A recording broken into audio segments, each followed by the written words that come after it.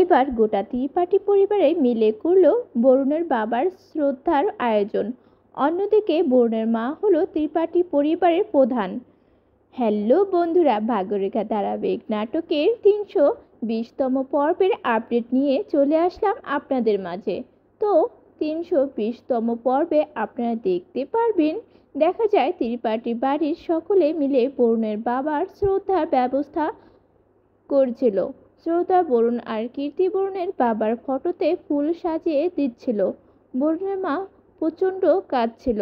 ঋতু পিসি তাতে বলে, বৌদি, আমরা সবাই তোমাকে সাথে আছি, আমরা তোমাকে কখনো একা ছাড়বো না। বরুণের মা কেঁদে কেঁদে বলে, আমার তো এখনো বিশ্বাসই হচ্ছে না যে উনি আমাদের মাঝে নেই। আমি মন থেকে এখনো বিশ্বাস করতে পারছি না। ঋতু পিসি তখন কেঁদে কেঁদে বলে, যখন থেকে আমার বড় দাদা আমাদের ছেড়ে চলে গেছে তখন থেকে আমার মনে হচ্ছে আমার মাথার উপর থেকে আমার বাবা মায়ের ছায়াও চলে গেছে।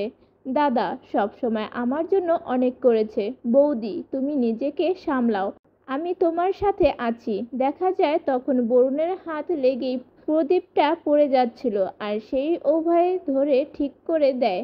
আর ওইদিকে শ্রদ্ধা থালা সাজাচ্ছিল, কিন্তু কীর্তি ওর কাছে থেকে থালাটা কেড়ে নেয়। তখনই সোনিয়া হাঁপাতে হাঁপাতে এসে বলে, উঠো শ্রদ্ধা, পিসিমা, আন্টি, আপনারা সবাই তাড়াতাড়ি চলুন। আমার মনে হচ্ছে কিছু একটা গন্ডগোল হয়েছে, আমি কিছু বুঝতে পারছি না। প্লিজ আপনারা গিয়ে একবার দেখুন। দেখা যায় তখনই শ্রদ্ধা রান্না সব জিনিসপত্র আসে। বাড়ির সবাই এত জিনিসপত্র দেখে অবাক হয়ে যায়।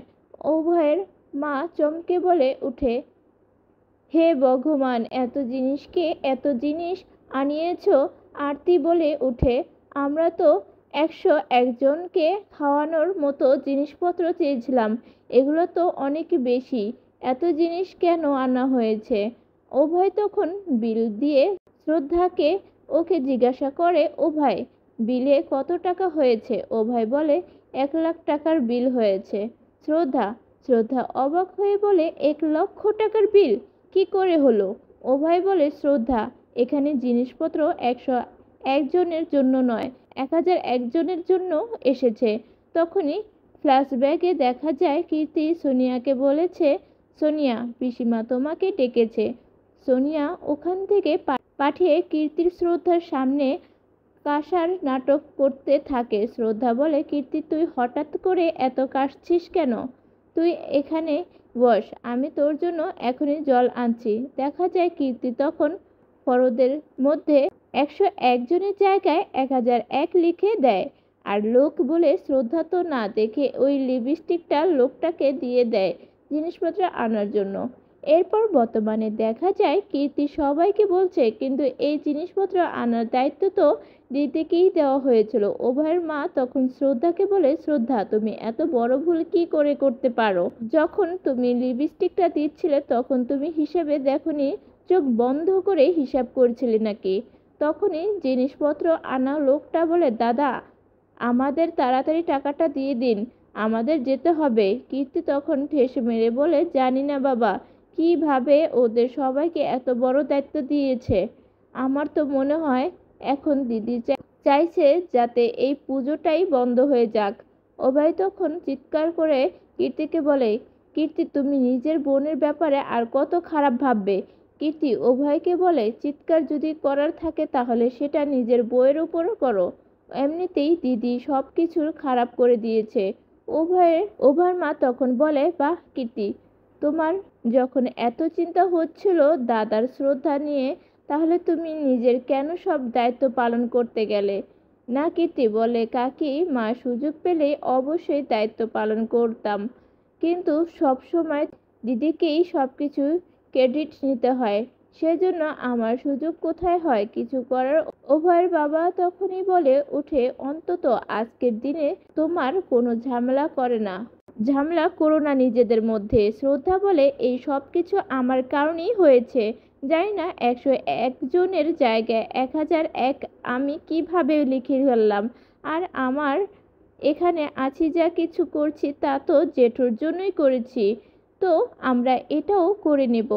ঋতু পিসি শ্রদ্ধাকে আশ্বাস দিয়ে বলে, শ্রদ্ধা, আমি তোমার সাথে আছি। আমরা 101 জনের লোককে খাবার খাওয়াতে চেয়েছিলাম, কিন্তু দিলীপ দাদা আমাদের সবার জন্য যা কিছু করেছে তার আগে এই 1001 জনের লোককে খাওয়ানো কিছুই নয়।